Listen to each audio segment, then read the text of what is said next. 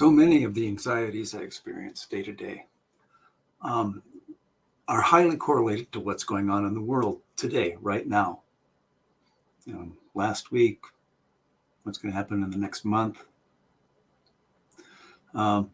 Situations like that, last year. What would happen if we stepped back and took a look at our time, our current time here on this world, from the perspective of an historian 1,000 years in the future? How would that change things? Hi, my name is Steve, and this is Awake with Steve, where I talk about things that keep me awake at night. Anxieties, pet projects, things that I like thinking about, which are usually a distraction from anxieties that I'm incurring.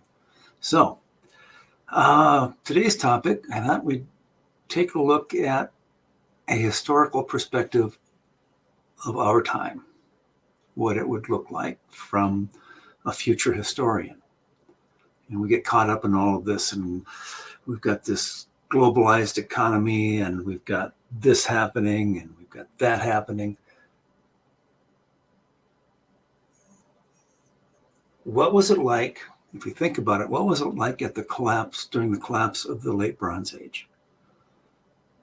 When we lost the Mycenaean Greeks, the Hittites, the Assyrians got kicked back into the mountains, Egypt withdrew from the sea, chaos among the Elamites and Babylonians, the Canaanite shoreline or coast was a mess, very chaotic.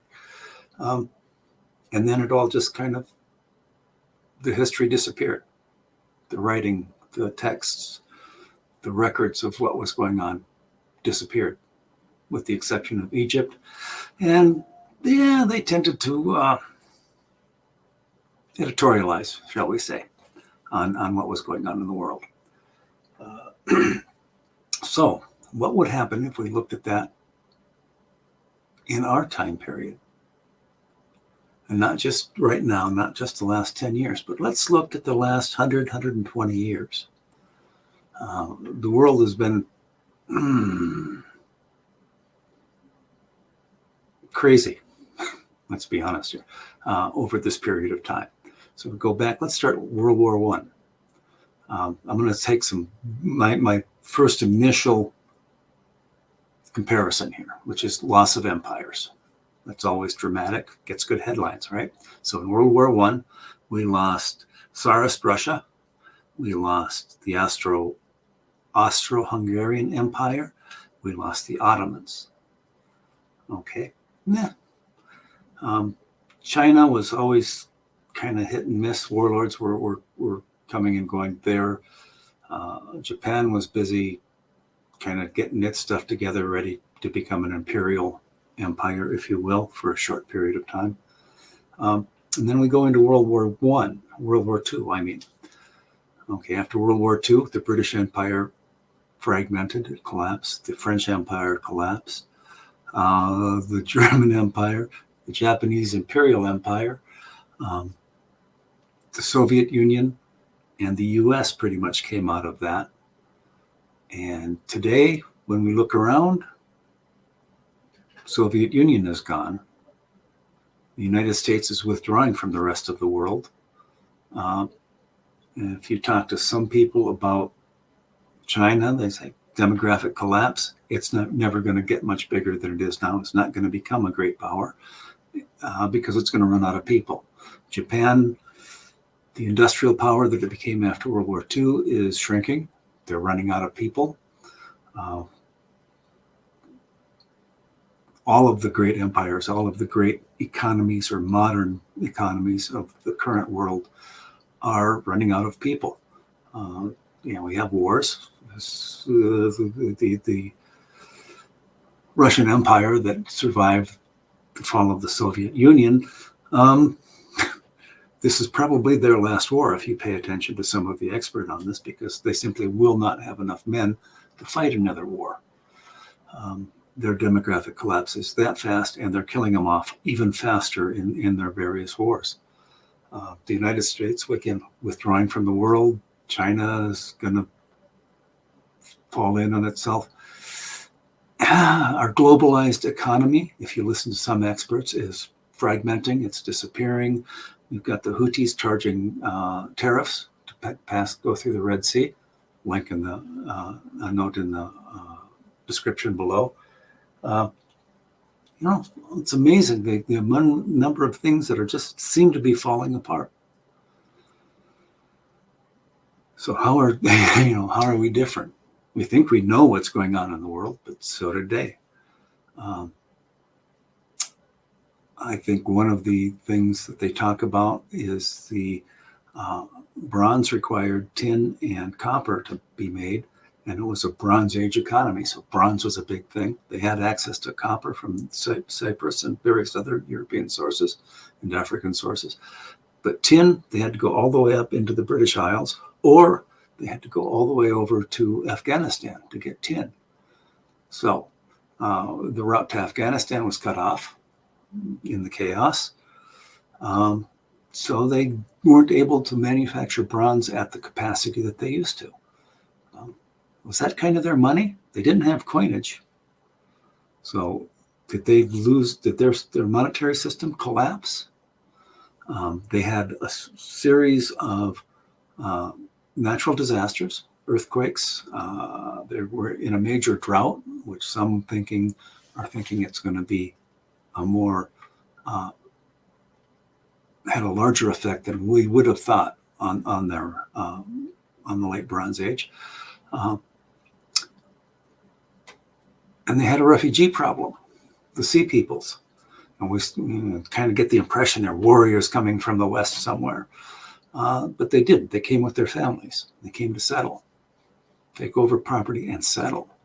So they were running away from something. They were leaving something behind that was not as nice as what they could have in the Eastern Mediterranean. So kind of look at that and go, well, today we've got global warming. So we have a climate problem that's creeping up on us. Actually, it's not creeping, it's coming crashing on us now. We've had a global economy, which we're fragmenting. What's that going to look like? The United States is withdrawing. We used to have military stations all over the world, and we're kind of bringing them all home. We don't want to be there anymore.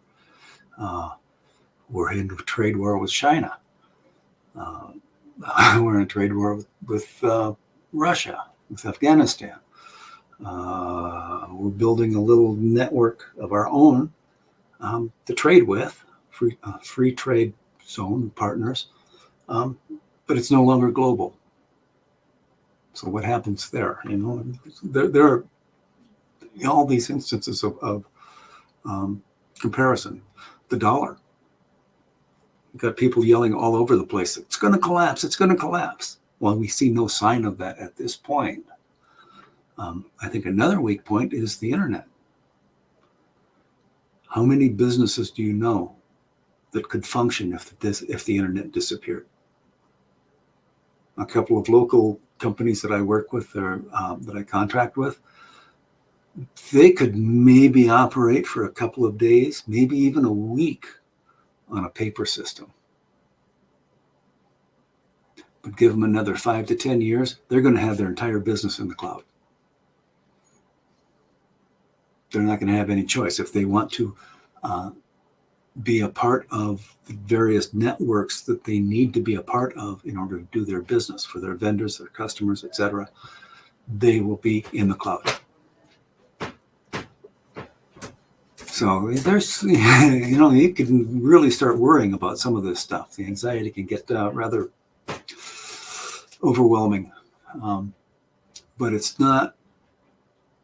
I don't know. Is it not as bad as I think it is, or that I kind of get anxious about?